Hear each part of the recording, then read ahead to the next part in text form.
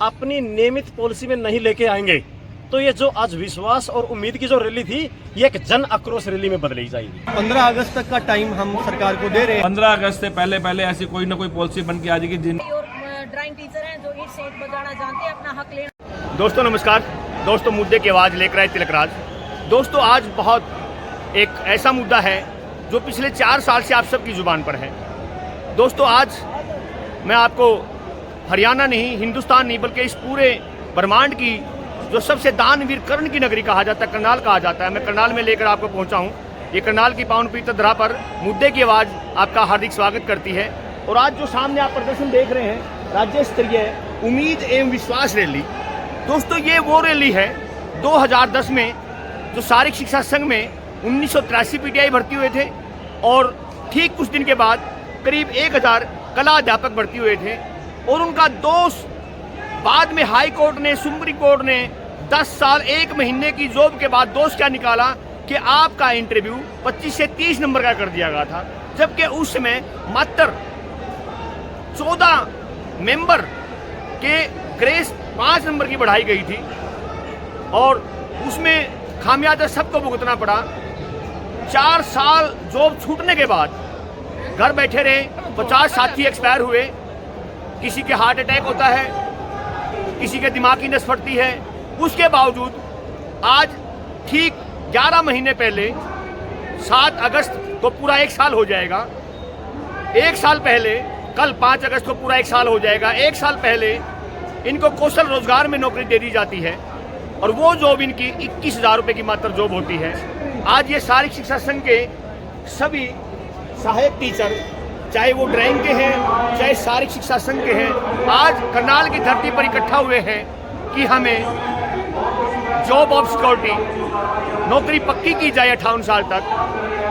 हमारी जॉब 21,000 से बढ़ाकर हमारी करीब 50,000 की नौकरी की जाए और हमें शिक्षा डिपार्टमेंट में समायोजित किया जाए। दोस्तों आज ये इस मुद्दे के साथ ये यहाँ पर आप जनसभा देख रहे हैं, ये दुखी पीड़ित पीटीआई और कला अध्यापक देख रहे हैं, ये सब इकट्ठा हुए हैं। और अब मैं आपको लेकर चलता हूँ जहाँ पर ये संघर्ष स्थल है। आइए प्लीज मेरे साथ।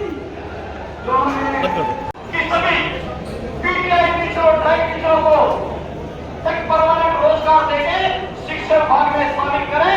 इसके ऊपर हम सरकार में बात कहना चाहते हैं। आज पूरा हरियाणा यहाँ पर इकट्ठा हुआ।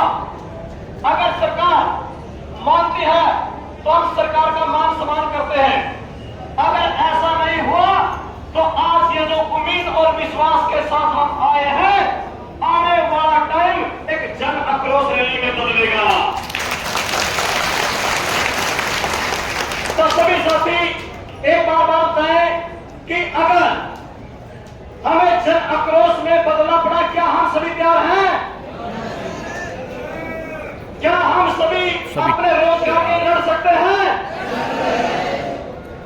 तो सरकार के जितने भी हमें सीआईडी के अधिकारी, सरकार के नुमाइंदे जो भी हमारी बातें सुन रहे हैं ड्राइंग और पीटीआई की, तो आज ही सरकार तक पहुंचाकर कि हरियाणा की आवाज, पूरे हरियाणा की आवाज का एक शुभ संदेश यहाँ और इनके बारे में सोचा परिवार जाए। के लिए जा रहा है। जल्दी से जल्दी एक पॉलिसी बनाकर ड्राइंग पीटीआई को नियमित किया जाए। तो सभी साथी जोरदार अपने नारे लगाने हैं ताकि अपनी आवाज चंडीगढ़ तक जरूर जाए। प्रधान जी ड्राइंग टीचर को रेगुलर करो, पीटीआई साथी को रेगुलर करो, हरियाणा सरकार अपना वादा पूरा करो, हमारी एकता जिंदाबाद, ड्राइंग पीटीआई को शिक्षा विभाग में शामिल करो, ड्राइंग पीटीआई को शिक्षा विभाग में शामिल करो, पॉलिसी बनाकर समायोजित करो। धन्यवाद। जय बड़े ही मान व सम्मान के योग्य इस मंच पर आसीन हमारे पिता तुल्य रामसूख शर्मा जी, लंबा संघर्ष, अच्छा संघर्ष करती रहती है। स्टेज पर बैठे हुए समस्त मेरे अतिथिगण और मेरे बाहर से आए हुए जितने भी क्रांतिकारी साथी हैं, उनका भी इस करनाल की पावन धरा पर मैं उन सबका स्वागत करती हूँ। और मेरे सामने बैठे हुए हरियाणा के कोने कोने से आए हुए मेरे संघर्षशील, मेरे जंगी घोड़े, जो 3 साल तक सरकार के साथ लड़ाई करके उन्होंने ये वादा किया था सरकार से कि हम अपना हक लेके रहेंगे। ये सभी साथी एक छोटे से बुलावे पर इतनी भारी संख्या में यहाँ पहुंचे। मेरी मातृशक्ति ये झांसी की रानियां जो हमेशा एक बुलावे पर सबसे आगे खड़ी। हरियाणा सरकार मुख्यमंत्री, मैं आपको एक बात कहना चाहता हूँ, मेरा चैनल भी लाइव कर रहा है। सैनी साहब उस टाइम आप राज्य मंत्री होते थे, कुरुक्षेत्र के साथी यहाँ आए हैं, लाडवा के पकाइन के पास श्री राम शरण वाला गांव है, वहां पर 8 साल पहले स्टेट चैंपियन हुई थी कबड्डी की। आदरणीय मुख्यमंत्री जी, आदरणीय कब तक पहुंचे जी, आदरणीय हमारे एक और थे लंबे से कट के वो सीकेस थे श्याम सिंह राणा जी, 3 दिन मेरे साथ रहे थे। 3 दिन एक बार कहते रहे तिलक बहुत सुथरा बोल रहे हैं, तिलक बहुत सुथरा बोल रहे हैं, हम मानना नहीं बोलने सिखा दे, मानने बोलने सिखा दे। उसके बाद दूसरी कहानी बताऊंगा, भारत पाकिस्तान का मैच फरीदाबाद वाले साथी बैठे हैं। 8 साल पहले फरीदाबाद दशहरा ग्राउंड में हुआ था और उस भारत पाकिस्तान के मैच की कमेंट्री की थी हमारी माननीय शिक्षा मंत्री हरियाणा सरकार, मेरी बड़ी बहन उस टाइम चीफ गेस्ट थी, माइक पर तारीफ की थी कि तिलक ये आवाज मैंने टीवी में सुनी, मैंने कहा ठीक है बहन जी, मैं टीवी में बोलता हूँ। अब मैं दोनों से, हरियाणा के मुख्यमंत्री से और हरियाणा की शिक्षा मंत्री मेरी बड़ी बहन से रिक्वेस्ट कर रहा हूँ कि बहन जी, मुख्यमंत्री साहब, जब ये इंटरनेशनल कमेंटेटर, ये तिलक, ये टैलेंटेड तिलक, ये जमूरी तिलक खाने के लिए मोहताज हो सकता है 21 साल में, तो मेरे नॉर्मल साथियों का क्या हाल होगा। इसलिए मैं गुहार लगाना चाहता हूँ माननीय मुख्यमंत्री हरियाणा सरकार से, माननीय शिक्षा मंत्री हरियाणा सरकार से कि इन गरीबों की यह वो पीटीआई है जिन्होंने 10 साल में हरियाणा के खेल को, बहन जी एक मिनट सुन लो, एक मिनट मेरी बात ना, मैं गाड़ियां की जरूरी है, मुझे फेमस होने का शौक नहीं, मेरे अपने पहचान है, वही काफी है मेरे लिए, मुझे दुनिया जानती है, मुझे कोई प्रॉब्लम नहीं, लेकिन मेरी बात सुन लो। ये तिलक एक बात कहना चाहता है कि मुख्यमंत्री साहब, ये वो पीटीआई है जिन्होंने 10 साल में हरियाणा के खेल को अंधेरे से उजाले की ओर लेके गए थे। ये वो पीटीआई है जो आज ओलंपिक में मेडल लेके आ रहे हैं, कॉमनवेल्थ में लेके आ रहे हैं, शहर में लेके आ रहे हैं, उन्हीं प्लेयर को इन पीटीआई ने उंगली पकड़ के चलना सिखाया था। माननीय मुख्यमंत्री साहब, मैं एक बात जरूर कहना चाहूंगा, 80,000 की नौकरी किस कारण चलेगी कि हम कुछ नहीं कहते, उसके बाद 21,000 की तैराकी है, गुजारा नहीं होगा, दुखी हो रहे, परेशान हो रहे, उम्र का पड़ाव है। तो इन पीटीआई के बारे में और मेरे जो कला अध्यापक, मेरे ड्राइंग साथी हैं जो हमारे साथ लगे थे, उनके बारे में कसूर के था हमारा, एक 5 नंबर की ग्रेस तो दी होगी, हमारा तो कोई कसूर नहीं, उस टाइम की शासन का, प्रशासन का कसूर होगा, हमने क्यों मार रहे हो। तो साथियों, शासन प्रशासन से गुहार है, रिक्वेस्ट है, भाई एक बात और सुन ले, जानते हैं आज इकट्ठे हो गए हो, बड़ी मुश्किल है, उस भाई लोग है सारे को मैं सके जाएगा भाई, क्या बंदे का चालेगा ना, आज यार भाषण नहीं सुनना, ना भाषण देना किसी ने, आज बैठ के अनुशासन के साथ बैठ कर 10 आदमी नो तैयारी करो कि नौकरी कैसे मिलेगी। हाँ, इकट्ठे झूम इकट्ठा करने का फायदा नहीं है।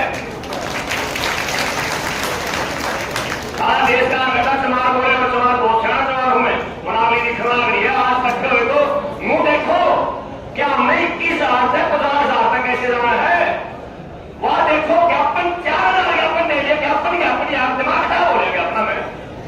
मैं आपको भड़काने का, मैं आपको ये कह रहा हूं, 4 आदमी थे मास्टर, 4 आदमी पिटाई, एक कहना बदला है भाव कि नौकरी पक्की कैसे करनी है। सारे प्रधान बना दिए, इन प्रधानों में क्या करना भाई, कोठरी वाली है या कोठरी देगा नहीं है, 4 साल हो रहे प्रधान हुई है।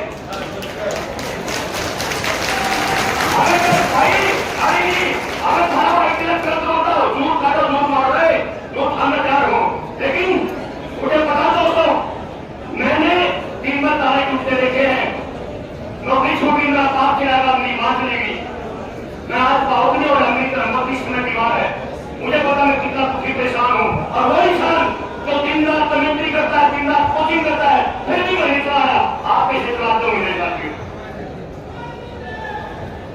साथियों सुनने की बात है। अगली बात है प्रधान जी की। कोई प्रधान जी का हमने तो महेंद्र में ना बोली रखी। एक बार सुनो जानते हैं कविता, एक मिनट ना ताली बजाओ। कविता में सुन, तू बहन है मेरी, तू सूट चलाओ है, सिलवाओ है टेलर पे, और उस टेलर पे तो एक साल चलाओ है, फिटिंग का नहीं सिमता, बढ़िया नहीं सिमता, 2 साल सिलवाओ है, 3 साल 4 साल उस टेलर का सूट सिलवाए गए थे। टेलर पसंद नहीं आया, टेलर बदलेगी कि नहीं बदलेगी? जब ये प्रधान भाई काम कर रहे हैं, धर्मेंद्र मेरा दोस्त है, मेरा भाई है, अच्छा इंसान है, बहुत बढ़िया, प्लेयर अच्छा है, शायद रेफरी अच्छा ना हो भाई, रेफरी अच्छा है, शायद प्लेयर अच्छा ना हो भाई। किसी भाई का मैं मौका में काम कर सकूं, धर्मेंद्र ने आज भी काम करेगा, मैं बदलने की मत रखूं भाई। अगर झूठ हो तो बताओ भाई। अगर कोई भाई काम करना चाहता हो, बहुत सारे कम है कि भाई नू होगा काम करना चाहते हो, ऊपर आ जाओ भाई, ऊपर आ जाओ। और भाई कति तरह तो राखूं कति जब वहां पर विरोधार करूं, इन सारे भाई के काम करने लगा जाओ, पहले भेज जाओ, नहीं कमेटी काम करेगी। लेकिन भाई साथ दो इनका, अगर ये कोई आगे साथ दो, नहीं नया कोई बताओ भाई, प्रधान कर तो नहीं करना भाई। अरे साथ क्यों चुप हो गए, बोलो दो, धर्मेंद्र कर तो नहीं करना भाई। भाई मैं एक बात कहूंगा, ये आखिरी लड़ाई है दोस्तों। हर इंसान दिल का बुरा नहीं होता, हर उठाओ हाथ दुआओं का नहीं होता। कुछ चाहते हैं कि अक्सर अपनी ही गलतियों में हर बार कसूर हवा का नहीं होता। साथियों या आखिरी लड़ाई पर मुंह अच्छा हाथ ना हो भाई ना, कोई और आदमी नहीं, मैं इंटरनेशनल कमेंटेटर 22 सेकंड में कमेंट्री कराती है ना, समय कोई बात नहीं है, तो मैं बिल्कुल लगा मैं अच्छी बात करो, लोग तो कससे मेरी बात करिए। दोस्तों एक ही बात कहूंगा, ये आखिरी लड़ाई आज इकट्ठे हो गया, अगर शायद इतने ना भी हो आज यहाँ तक प्रधान जी धर्मेंद्र भाई जहां तक कुछ विचार लेकर उठना वो विज्ञापन नहीं देना, और नहीं मैंने आपका भी कहा था कि आदरणीय सैनी साहब मुझे जानते हैं, जब जाओ मेरे को साथ लेकर चलियो, साथ नहीं लेके गया, मुझे बड़ा खेद इस बात का। मैंने एक तरीके से मांगा टाइम, कहता इस साथी को बोल कि हमने पीटीआई को टाइम दे दिया, ट्रेन को टाइम दे दिया, कोई बात नहीं, आज भी यहां से शुरुआत करेंगे, यहां से शुरुआत करेंगे तो आज भी जुनून और जोश के साथ हम अपना मुकाम हासिल कर सकते हैं। जहां पहुंचे तिलक की तरफ से स्वागत है भाई, तो गलत बात कही हो तो कैसे भाई तिलक का बाइकाट कर दो, कोई दिक्कत नहीं है। लेकिन मैं आखिरी सांस तक साथियों एक बात कहकर अपना वक्तव्य समाप्त करूंगा, अगर इन पीटीआई परिवार के लिए, इन पीटीआई परिवार को बचाने के लिए अगर तिलक ने जूते पॉलिश करनी पड़ी तो भाई करने तैयार होकर रहे, इससे ज्यादा मैं कुछ नहीं कह पाऊंगा। आपको क्या बहुत बहुत हार्दिक स्वागत है, धन्यवाद, बहुत बहुत धन्यवाद तिलक जी, आपने विचार रखे, बहुत अच्छी बात कही है। और समय का भाव है साथियों, क्योंकि हमारे पास वक्ता बहुत लंबी लिस्ट है और समय भी लगभग बच गया है, और जो हमने ज्ञापन का प्रोग्राम है उसका भी समय फिक्स है, तो इसके लिए मैं माफी चाहता हूं कि समय बिल्कुल 1-2 मिनट सभी वक्ताओं को मिलेगा। हम ऐसा चाहते हैं कि सभी वक्ता अपने अपने विचार रख सकें, तो इसी कोड़ी को जोड़ते हुए हिसाब से हमारे भाई। तो देखिए मुद्दे के बाद और अब हम एक जेंटलमैन खड़े हैं, हम उनसे मिलना चाहेंगे, और पता लगा कि जिन्होंने पिछले 10 साल से जो पीटीआई का संघर्ष था उसमें एक टेक्निकली भूमिका निभाई है। हाँ जी, आपका शुभ नाम जी? विकास शर्मा, जिला प्रधान पंचकुला से। विकास शर्मा, आप डिस्ट्रिक्ट पंचकुला से हैं। विकास जी, आपकी कितने साल की जॉब थी? हमारी 10 साल की रेगुलर जॉब थी, और एक कोर्ट के आदेश कह लीजिए या बहाना कह लीजिए, और उसके बाद एक दिन के अंदर हमारी 10 साल की जॉब को ख़त्म कर हमें निकालने के ऑर्डर करते हैं। किस बेस पे निकाला? आप हाई कोर्ट, सुप्रीम कोर्ट ने आपको निकाला, तो क्या रीज़न था वो? मैं आपको रीज़न, जैसे मैं स्पोर्ट्स टीचर हूँ तो उसकी लैंग्वेज में या उसकी भाषा में समझा देता हूँ। जैसे हम रेस स्टार्ट करते हैं कोई, और एक रेफरी या ऑर्गेनाइज़र है जो बच्चों को बुला के लाता है कि जी 50 मीटर की रेस है और हम 50 मीटर की रेस करवाएंगे, सबको 50 मीटर भागेंगे। उसके बाद कुछ ग्राउंड ख़राब होने की वजह से हम कह दीजिए 50 नहीं 40 मीटर भागेंगे जी, और वो रेस कंप्लीट हो जाए, जीतने वाले जीत जाए, हारने वाले हार जाएँ। और बाद में कोर्ट कह दीजिए ना जी ना, भागना तो 50 था, 40 क्यों भगाया, ये फर्स्ट सेकंड थर्ड तो गलत आए हैं और ये सारा कुछ दोबारा भगाया जाए। अब मैं आपको अपने केस पे लेके आता हूँ। हमारे केस में 25 नंबर का इंटरव्यू था और रिटन टेस्ट। अब किसी सर्कमस्टांस की वजह से उस टाइम का एसएल बोर्ड हमारा रिटन टेस्ट नहीं ले पाया, तो उन्होंने उसके नंबर ऐड कर दिए उसमें एक्सपीरियंस के साथ, और 25 की जगह 30 नंबर का इंटरव्यू कर दिया। और पूरे हरियाणा में जिस भी साथी ने फिजिकल पीटीआई की पोस्ट के लिए अप्लाई कर रखा था सबका इंटरव्यू हुआ और उनके इंटरव्यू के माध्यम से जिसने जो नंबर लिए या जो पॉइंट लिए, जो नौकरी में आया और उसने ज्वाइन कर लिया, और जो रह गए उन्होंने कोर्ट केस कर दिया कि ये तो सारी प्रक्रिया गलत है। भाई जो प्रक्रिया गलत होती तो उनको पहले कोर्ट में जाना चाहिए था कि ये नहीं, इसका रिटर्न टेस्ट लिया जाए, ये जो आप सबका इंटरव्यू ले रहे हैं इस पर रोक लगाई जाए। हारने वालों ने केस किया जी, जीतने वाले गलत हैं। तो 10 साल रेगुलर नौकरी करने के बाद सुप्रीम कोर्ट ने माना कि जो उस टाइम का एसएस बोर्ड था वो भर्ती प्रक्रिया शुरू होने के बाद अपनी मर्जी से रूल्स चेंज नहीं कर सकते, और वो जो एसएस बोर्ड की गलती का खामियाजा हम 2000 परिवारों को अपनी नौकरी खोकर सहना। प्रधान जी, इसमें 2000 परिवारों की गलती है या उस समय के एसएस बोर्ड की गलती है? सबसे पहली गलती तो है हमारी किस्मत की जी, पहली बात तो मैं सब ये दोष दूंगा। दूसरा, उस टाइम जो हमारे को एसएस बोर्ड ने रूल रेगुलेशन बना के हमारी भर्ती की, हमने तो सिर्फ भर्ती एक जो प्रक्रिया है उसमें शामिल हुए, भाग लिया, और जैसे हमारे को ऑर्डर दिए गए हमने उसको पूरा किया। उसके बाद आज भी हम पूरे एक सच्चाई के साथ कह रहे हैं, किसी भी एक भी साथी के किसी कागज़ में कोई कमी नहीं थी। सब साथी अपनी वरीयता और अपने कागजों के हिसाब से, अपनी क्वालिफिकेशन के हिसाब से लगे, पर उस टाइम के जो एसएस बोर्ड ने अपनी मनमर्जी से रूल्स और रेगुलेशन चेंज किए, उसकी वजह से हम 2000 परिवार एक ही दिन में रोड पर आ गए। अब अगर आप उस जॉब में कंटिन्यू होते, 2020 में आपको निकाला था, अगर कंटिन्यू होते तो आज आपकी वेतन तनख्वाह कितनी होती? बात वेतन से ज़्यादा मैं आपको एक सच्चाई के साथ बताऊं, इंसान जो नौकरी करता है वो इसकी इज्जत होती है।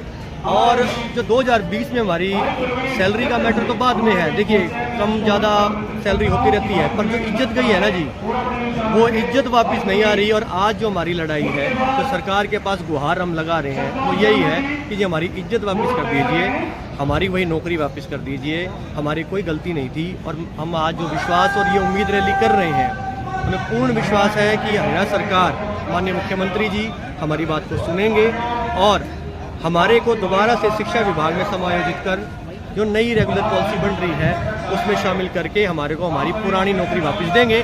सैलरी अपने आप बन जाती है और बन जाएगी, हमारे को शिक्षा विभाग में लिया जाए। सरकार से सिर्फ यही गुहार है हम सब 2000 परिवारों को। आज कल शायद आपको 5 अगस्त को पूरा 1 साल हो जाएगा पीटीआई की ज्वाइनिंग को, और अब इस समय आपको वेतन कितना मिल रहा है? आज की डेट में डीसी रेट के हिसाब से पूरे हरियाणा को 3 अलग अलग हिस्सों में बांटा गया है। किसी को 20,000, किसी को 21,500 और किसी को 23,000, इस हिसाब से वेतन मिल रहा है। और जबकि हम 65,000 की सैलरी उस टाइम ले रहे थे, और आज हम 1/3 सैलरी में, और जिसका कभी बजट नहीं आता, कभी सैलरी टाइम पे नहीं मिलती। और सबसे ज़्यादा दुख मेरे को उन साथियों का है जिनको स्टेशन 4-4, 5-5 जिले दूर दिया गया है, जो ना तो टाइम पर पहुंच पाते हैं, और डीडीओ की जो उनके डीडीओ हैं उनकी डांट खानी पड़ती है, सैलरी कटवानी पड़ती है, पर अपने परिवार के लिए वो लोग 4-4 जिले दूर जा रहे हैं। तो हरियाणा सरकार से एक बार दोबारा से हाथ जोड़ के यही विनती है कि हमारे को शिक्षा विभाग में समायोजित कर रेगुलर किया जाए, ताकि हम अपनी पुरानी ज़िंदगी को वापस पा सकें। विकास, एक अब इस समय आप इकट्ठा हुए हो, संघर्ष स्थल पर इकट्ठा हुए हो, सरकार से क्या उम्मीद है आपको इस समय? मैंने आपको जैसे पहले बताया, और मैं बार बार यही कि जो इज्जत 2020 में गई थी वो इज्जत सरकारी नौकरी रेगुलर की थी। हम जो सरकार से या माननीय मुख्यमंत्री से गुहार लगा रहे हैं वो यही है कि हमारे को जो नई रेगुलर पॉलिसी बन रही है उसमें शामिल कर हमारे 10 साल के रेगुलर एक्सपीरियंस को देखते हुए, क्योंकि हम एक सैंक्शन पोस्ट पर काम कर रहे हैं और हमारा पूरा हक बनता है जो ये रेगुलर पॉलिसी बन रही है उसमें हमें शामिल किया जाए और हमें हमारी पुरानी इज्जत और नौकरी वापस दी जाए। आज सरकार आपकी मांग को नहीं मानती, मान लो अगर मान लेती है तो बहुत अच्छा, नहीं मानती तो अगला स्टेप क्या होगा आपका? देखिए, ये वो पीटीआई है जिसको पूरा हरियाणा एक इनकलाबी के नाम पे जानता है, और हमने पूरा एक आंदोलन और सबसे ज़्यादा जो हमारा धरना चला है जो 1000 दिनों से ज़्यादा था। आज हम उम्मीद और विश्वास के साथ आए हैं, पर ये उम्मीद और विश्वास 15 अगस्त तक का टाइम हम सरकार को दे रहे हैं, इस उम्मीद में और इस विश्वास में कि वो हमारा करेंगे। और अगर वो ये नहीं करते तो आने वाली 18 अगस्त दिन इतवार को यही विश्वास और उम्मीद रैली जन आक्रोश रैली में बदल जाएगी। और फिर हम सरकार के सामने आज जिंदाबाद कर रहे हैं और हम चाहते हैं कि हम जिंदाबाद करें, नहीं तो फिर हमें अपनी भूमिका बदलनी पड़ेगी। जी, ये विकास पंचकुला शारीरिक शिक्षा संघ के प्रधान और टेक्निकली ये प्रेसिडेंट, टेक्निकली ये जितने डॉक्यूमेंट वेरीफाई होते हैं, चाहे हरियाणा कोर्ट में, चाहे दिल्ली सुप्रीम कोर्ट में, और जब भी किसी से मिलना होता है, किसी शासन प्रशासन के बड़े अधिकारियों से, मंत्रियों से, तो विकास पंचकुला की बहुत अहम, विकास शर्मा की बहुत अहम भूमिका रहती है। सारी डिटेल इन्होंने दी है। और दोस्तों, अगर आपको मेरा चैनल अच्छा लगे तो सब्सक्राइब कीजिए, लाइक कीजिए। मुद्दे की आवाज़, आज मुद्दा उन 2000 PTI 1000 कला अध्यापक के परिवार का मुद्दा था। तो क्या सरकार इनके इस संघर्ष को एक नया अंजाम दे पाएगी? क्या सरकार इनको नौकरी दे पाएगी? क्या सरकार, जैसा विकास शर्मा ने बताया है कि समायोजित आने वाले समय में शिक्षा विभाग में इनको समायोजित की पाएगी?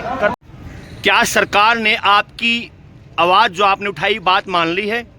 आज यहाँ पे सरकार की तरफ से जो वहाँ पे OSD पहुँचे हैं, उन्होंने कहा कि सरकार तक आपकी बात पहुँचाई जाएगी और सरकार जल्दी से जल्दी आपका समाधान करेगी।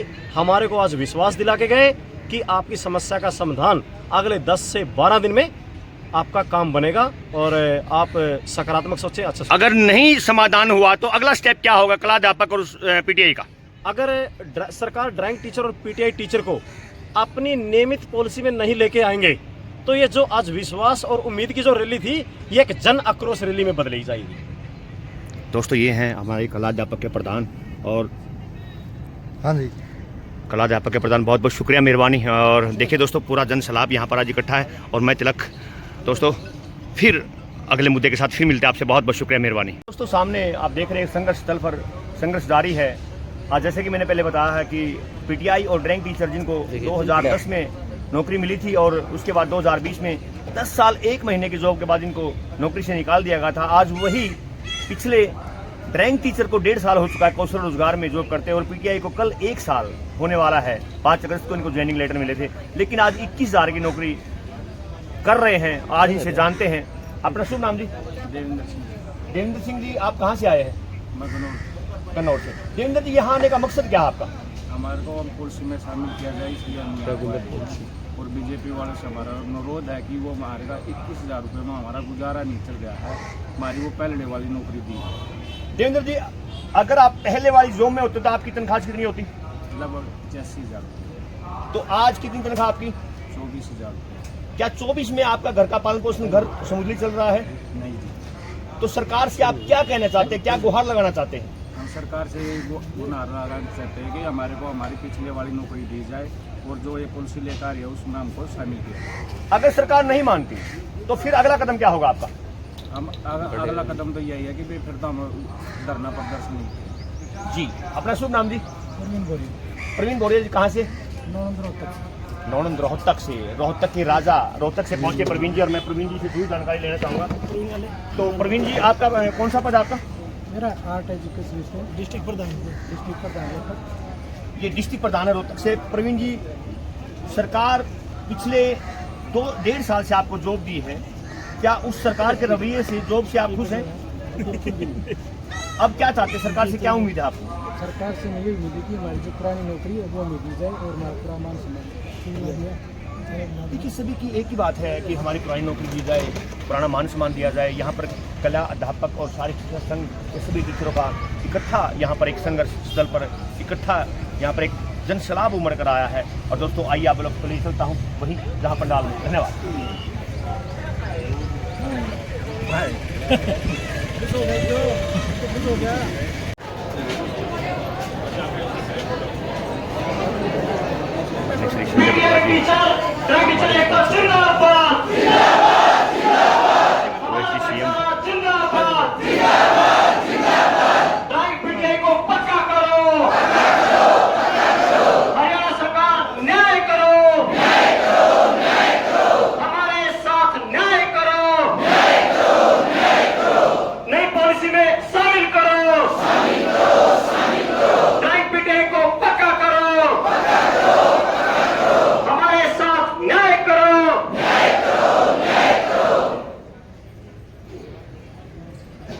हमारे भी मुख्यमंत्री श्री नाग सेना जी के प्रतिनिधि OSD श्री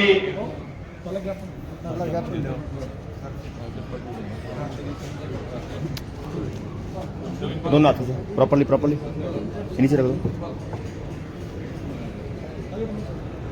थोड़ा पीछे हो लो बाबू जी, थोड़ा पीछे हो लो जी, थोड़ा पीछे हो लो जी, पीछे वो आ जाए, फोटो आ जाएगी जी प्लीज।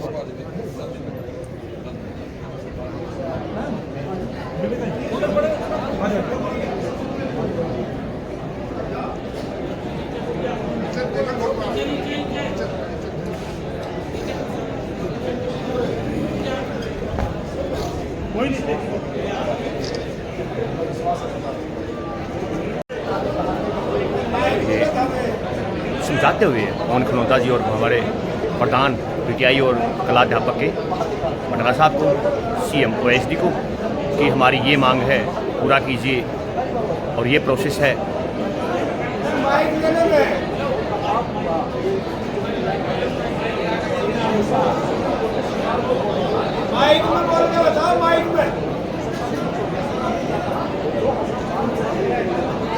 वार्तालाप में सबसे ऊपर नाम अगर आता है तो पीटीआई और ड्राइंग टीचर का आता है, पहली बात। तो दूसरी बात, ऐसा क्यों होना चाहिए? क्योंकि हरियाणा प्रदेश में पहली बार ऐसा हुआ है जब से हमारा हरियाणा प्रदेश बना है कि जिसमें कोई कर्मचारी 10 साल की नौकरी करने के बाद उसको डिपार्टमेंट से बाहर निकाला गया हो। अब रही बात सुप्रीम कोर्ट की, जैसे कई कहते हैं कि सुप्रीम कोर्ट ने बाहर निकाला। सुप्रीम कोर्ट ने सरकार से पूछा था कि क्या आप इन पीटीआई और ड्राइंग टीचरों के बारे में कुछ कहना चाहोगे, तो 15 दिन के बाद रिप्लाई करें। तो वहां पे जब सरकार ने एक नोटिस भेजा, एक एप्लीकेशन क्या लगाई कि 2012 के बाद ये कैडर डेड कैडर हो चुका है, इसलिए हम इनको रख नहीं सकते।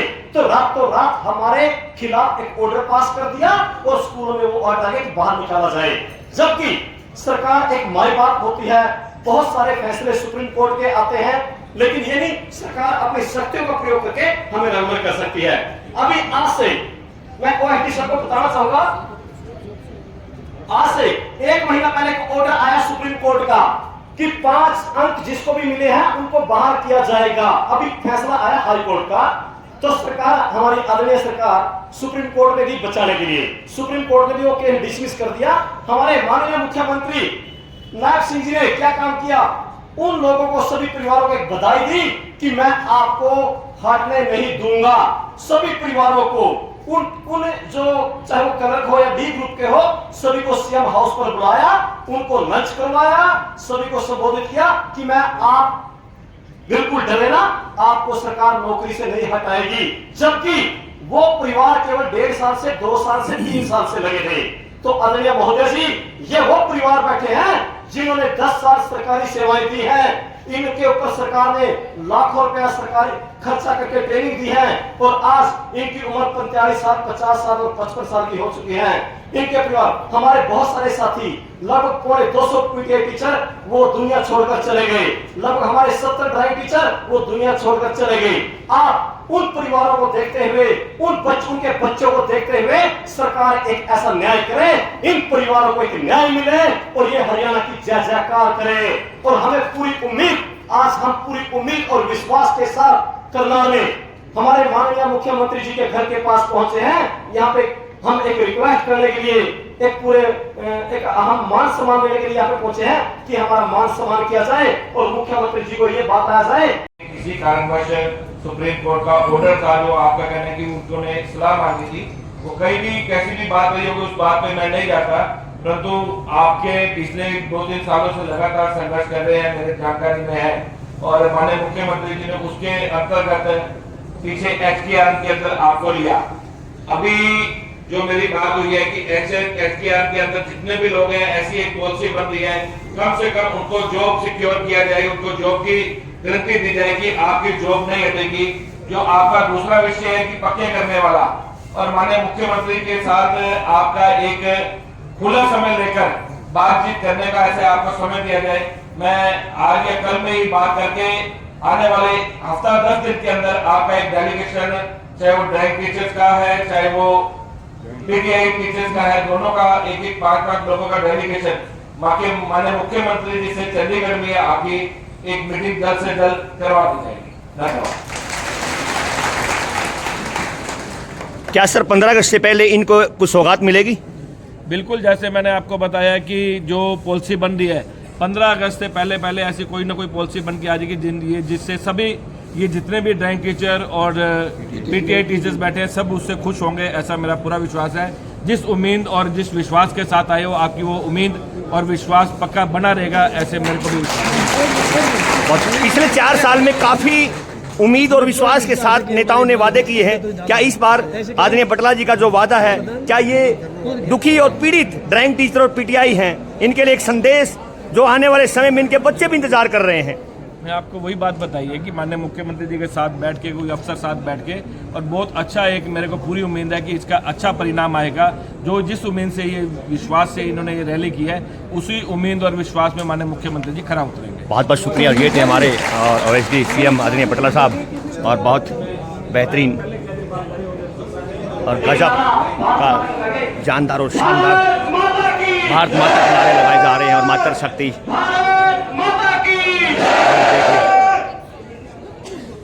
भारत माता की जय, पीटीआई एकता जिंदाबाद के नारे यहाँ पर महिला शक्ति और हमारे आदरणीय सर ने हमें पूरा आश्वासन दिया कि लगभग 1 सप्ताह के अंदर हमारा एक डेलीगेशन ड्राइंग टीचर और पीटीआई टीचर का उनके साथ एक मीटिंग करवाई जाएगी और कि जल्दी ही आपको कोई एक अच्छी खबर भी मिलेगी। सर ने यह भी आश्वासन दिया हमारे बारे में सरकार सोच रही है, सोचा जाएगा, काम किया जाएगा। हम एक उम्मीद और विश्वास के साथ जाते हुए वापिस यहाँ पे पहुंचे थे और हम पूरा वापिस ले चलता हूँ आपको मैं। सभी परिवार एक उम्मीद लगाकर बैठे हैं कि हरियाणा सरकार अपना वादा पूरा करके इन पीटीआई और ड्राइंग टीचरों के साथ एक न्याय करे, एक अपना व्यवहार करे, अपना आपसी का व्यवहार करे। प्लीज सभी साथ महिला शक्ति को जो नेतृत्व कर रही हैं बबीता मलिक जी, और बबीता मलिक जी के हम रूबरू समक्ष कुछ क्वेश्चन करना चाहेंगे। आइए प्लीज। बबीता जी, बहुत बहुत आपका स्वागत है मुद्दे के बाद में। बहुत बहुत धन्यवाद तिलक जी, आपका चैनल का और आपका यहाँ पहुँचे हमारे हरियाणा की आवाज़ बनकर, मुद्दे की आवाज़ जो आपका चैनल है, मैं उसकी आपको बधाई देती हूँ और तमाम हरियाणा की तरफ से आपको मैं शुभकामनाएं देती हूँ कि आप हमारी आवाज़ को बुलंद करने के लिए, हम साथियों की आवाज़ को लेने के लिए आप यहाँ आए। आपका भी और आपके चैनल का भी बहुत बहुत धन्यवाद। आज इकट्ठा होने का क्या मकसद था आपका? आज इकट्ठा होने का हमारा सबका पीटीआई और ड्राइंग वालों का यही मकसद था कि बहुत दिन हो गए हमें ये बातें सुनते सुनते कि आपका काम करेंगे, लेकिन सरकार ये सोच गई कि ये पीटीआई और ड्राइंग वाले बिल्कुल घर बैठ गए हैं, लेकिन ये सरकार की भूल है। ये वही पीटीआई और ड्राइंग टीचर हैं जो ईंट से ईंट बजाना जानते हैं, अपना हक लेना जानते हैं। तो मैं सरकार को चेताना चाहती हूँ कि समय रहते इन लोगों की सुध ले और इन्हें रेगुलर करे। इतनी थोड़ी तनख्वाह 80,000 तनख्वाह लेते थे और आज 20,000 तनख्वाह के ऊपर मेरे 250-300 किलोमीटर मेरी बहनें दूसरे डिस्ट्रिक्टों में नौकरी कर रही हैं। तो उनके दुख को समझे और उस दुख को देखते हुए उन्हें गृह जिला दिया जाए, मेरी सरकार से मांग है और हमें जल्दी से जल्दी रेगुलर करने की उन सरकार से जो उम्मीद और विश्वास की रैली आज हमने की है उसके ऊपर खरा उतरे। बहुत बहुत धन्यवाद दोस्तों। मैं तिलक, मुद्दे की आवाज़, और अगर आपको मेरा चैनल अच्छा लगे तो सब्सक्राइब कीजिए, लाइक कीजिए। और आज यहाँ देखा जन सैलाब उमड़ कर रहा था, जो कलाध्यापक का और शिक्षा संघ का सभी की एक डिमांड थी, गुहार थी कि हमें डिपार्टमेंट में समायोजित किया जाए, शिक्षा विभाग में हमें एंट्री दी जाए और हमारी जो तनख्वाह 21,000 है उसको बढ़ाकर 40-50,000 किया जाए, ताकि आने वाला हमारा समय बच्चों का, हमारे परिवार का अच्छा रहे। दोस्तों, अगर मेरा चैनल अच्छा लगे तो कमेंट करके जरूर बताइए और मिलते हैं दोस्तों मुद्दे के बाद लेकर आए तिलक राज। मिलते हैं एक ब्रेक के बाद। बहुत बहुत शुक्रिया, धन्यवाद।